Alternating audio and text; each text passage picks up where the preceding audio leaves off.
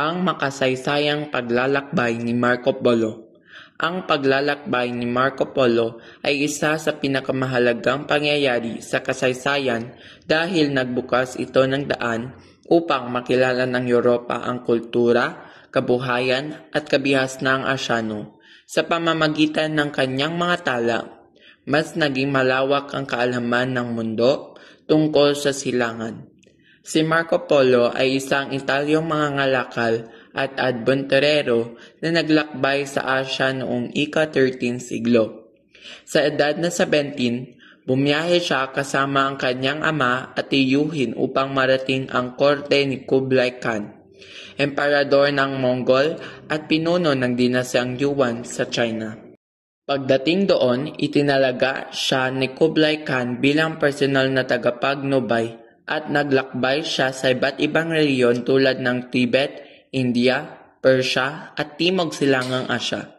Isinulat niya ang mga kultura, gawi at pamumuhay ng mga tao sa mga lugar na kanyang nabisita.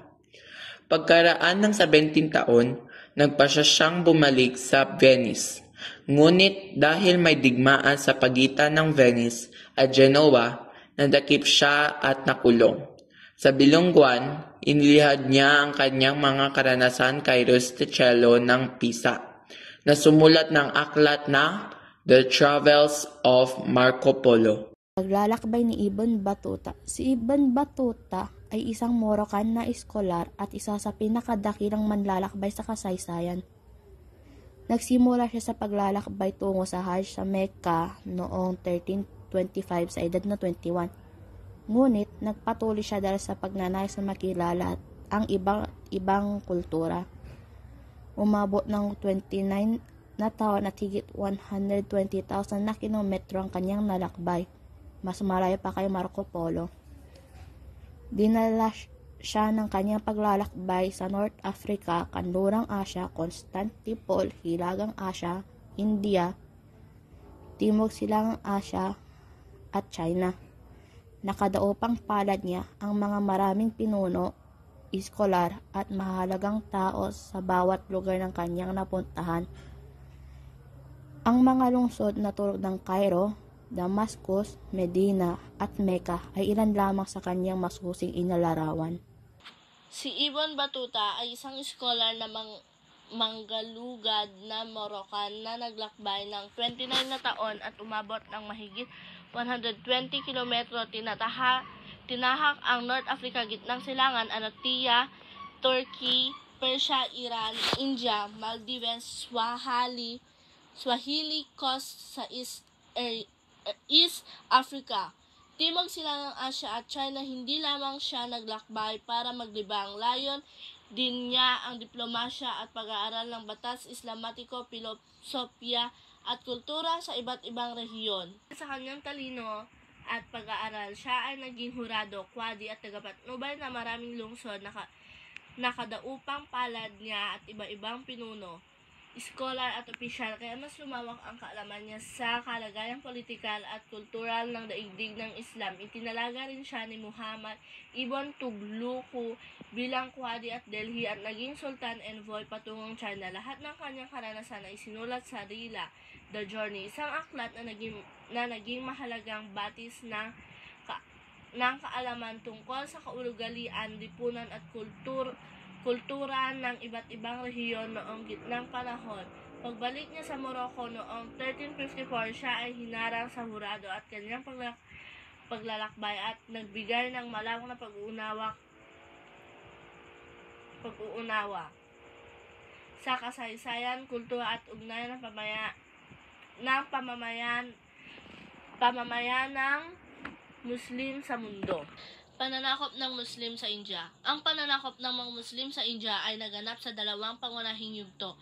Una, noong 712 CE, sinalakay ng Sindh, ngayon ay bahagi ng Pakistan, pamumuno ng Muhammad bin Qasim mula sa mga pangkat Muslim at Afghanistan at Turkmenistan.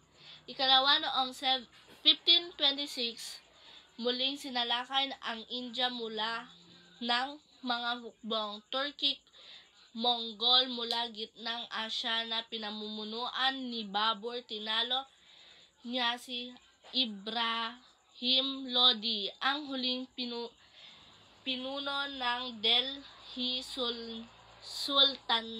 Sultanate, at itinatag ang impyernong Mughal. Sa pamumuno ni Babur na pag-isa ang Delhi at iba pang bahagi ng Hilagang India.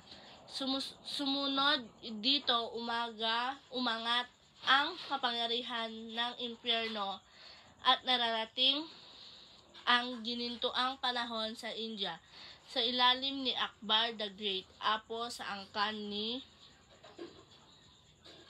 Babur. Lalakbay ni Zheng He, 1405.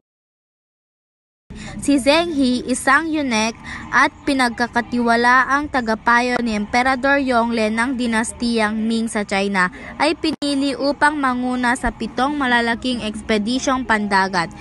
Ang kanyang mga barko ay malalaki at may kasamang libo-libong manggagawa, sundalo at mandaragat.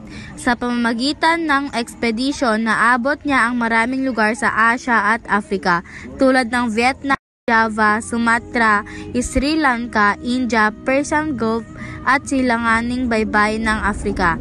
Ang ekspedisyon ni Zheng He ay naglalayong palawakin ang impluwensya ng China sa kalakalan, pakikipag-ugnayang diplomatikong pandagat at pagpapakita ng kapangyarihan ng emperador.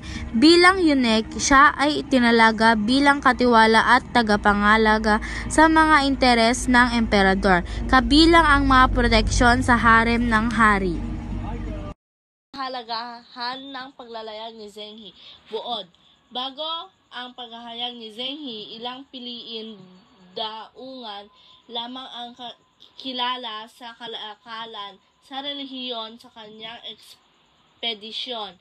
Naging sentro ng kalakalan ang di kilalang pantalan tulad ng Malacca sa timog silangang Asya, Cochin, Koshi sa timog kanlurang India at Malindi sa silangang baybayin ng Afrika.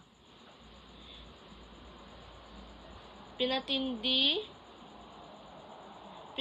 ng kanyang paglalayag ang kompetisyon ng mga ngalakal at nagpakita ng oportunidad para sa diplomatikong ugnayan bilang kaalyansa ng dinastiyang Ming. Sa unang pagkakataon, ang maritime region mula China hanggang Africa ay naging bahagi ng pandaigdigang interaksyon.